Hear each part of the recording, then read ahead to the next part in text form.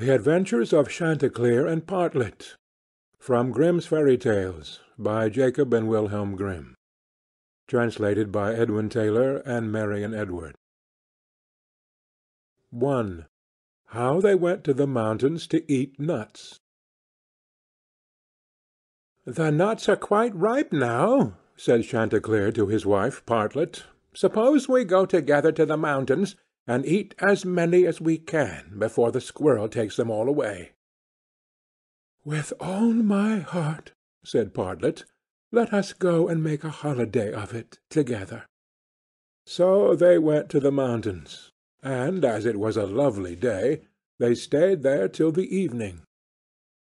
Now, whether it was that they had eaten so many nuts that they could not walk, or whether they were lazy and would not, I do not know. However, they took it into their heads that it did not become them to go home on foot. So Chenticleer began to build a little carriage of nutshells, and when it was finished, Partlet jumped into it and sat down, and bid Chenticleer harness himself to it and draw her home. "That's a good joke," said Chenticleer. "No, that will never do. I would rather by half walk home. I'll sit on the box and be coachman, if you like, but I'll not draw." While this was passing, a duck came quacking up, and cried out, "You thieving vagabonds, what business have you in my grounds? I give it you well for your insolence." And upon that she fell upon Chenticleer most lustily. But Chenticleer was no coward, and returned the duck's blows with his sharp spurs so fiercely that she soon began to cry out for mercy, which was only granted her upon condition that she would draw the carriage home for them. This she agreed to do, and Chenticleer got upon the box and drove, crying, "Now, duck, get on as fast as you can."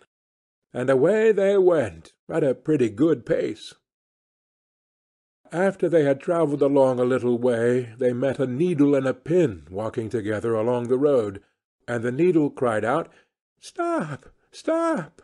and said it was so dark that they could hardly find their way, and such dirty walking they could not get on at all.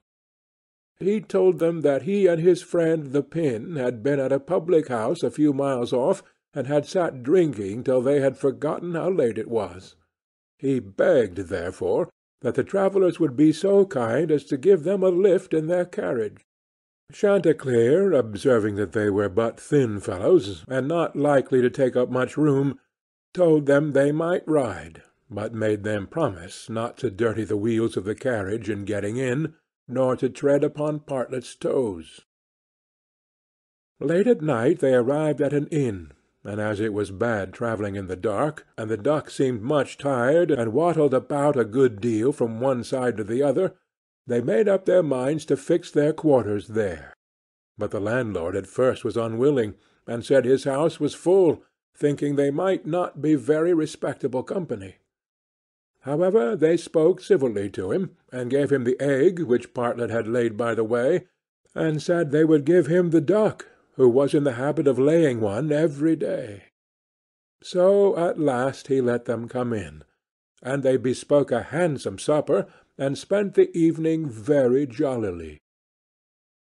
Early in the morning, before it was quite light, and when nobody was stirring in the inn, Chenticleer awakened his wife, and, fetching the egg, they pecked a hole in it, ate it up, and threw the shells into the fireplace.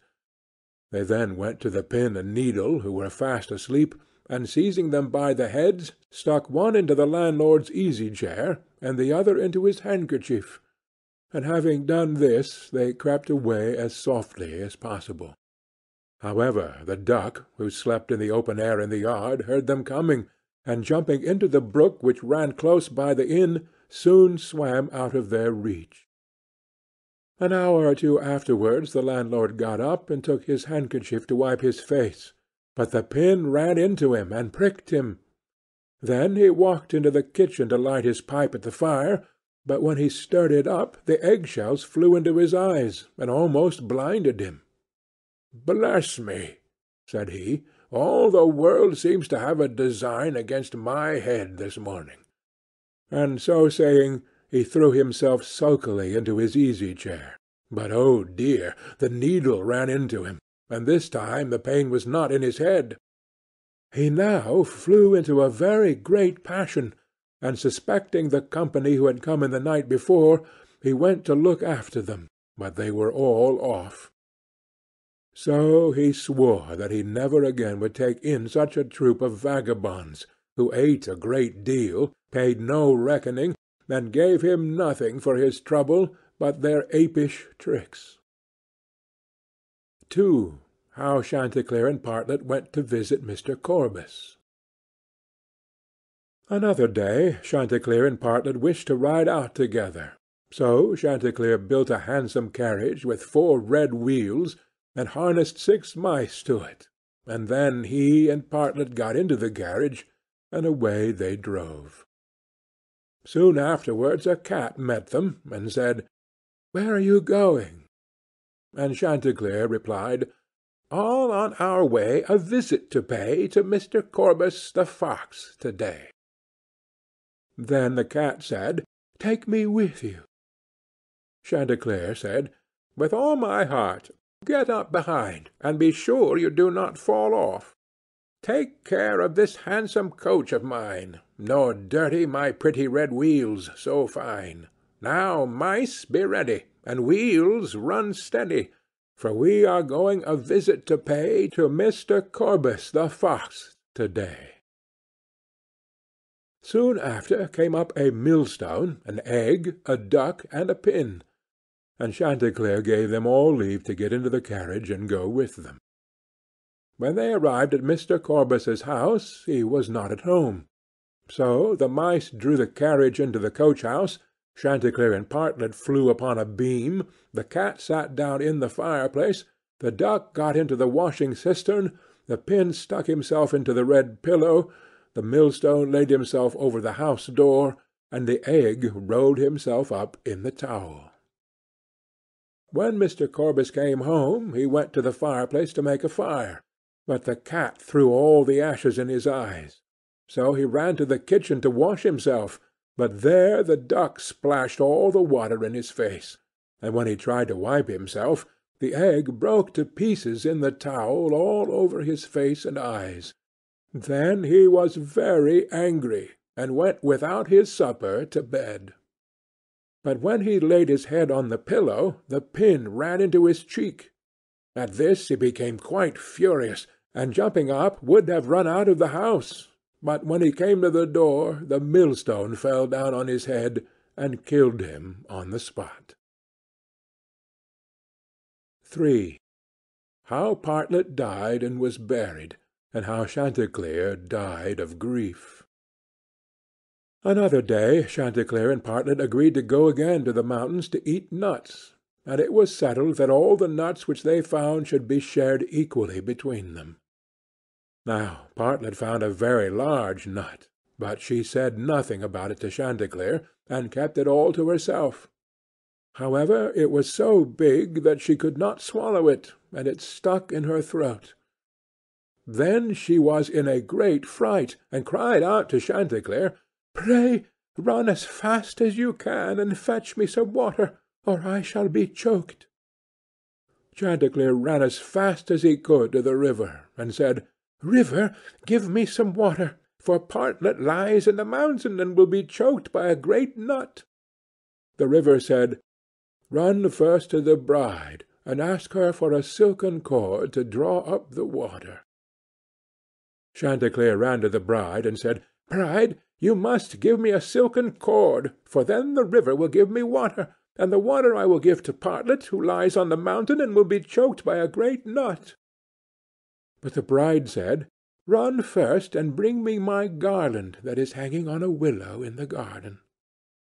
Then Chanticleer ran to the garden, and took the garland from the bough where it hung, and brought it to the bride, and then the bride gave him the silken cord, and he took the silken cord to the river, and the river gave him water, and he carried the water to Partlet.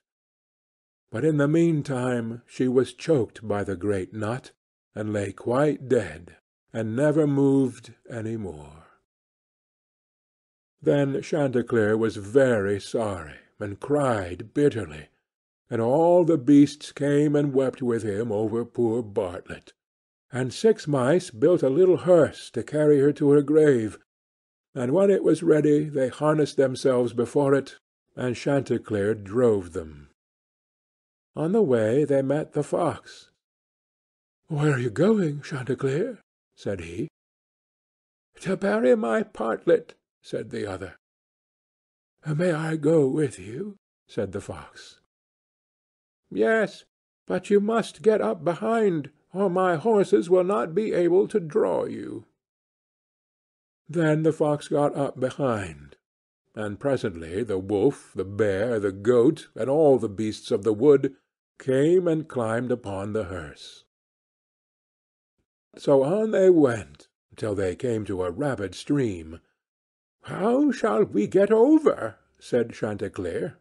Then said a straw, "I will lay myself across, and you may pass over upon me." But as the mice were going over, the straw slipped away and fell into the water, and the 6 mice all fell in and were drowned. What was to be done?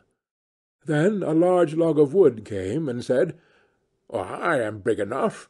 I will lay myself across the stream, and you shall pass over upon me."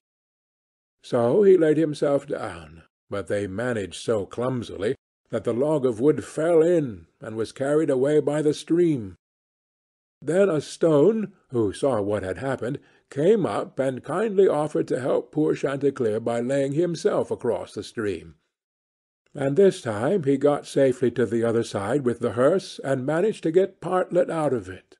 But the fox and the other mourners, who were sitting behind, were too heavy, and fell back into the water, and were all carried away by the stream and drowned. Thus Chanticleer was left alone with his dead Partlet, and having dug a grave for her, he laid her in it, and made a little hillock over her.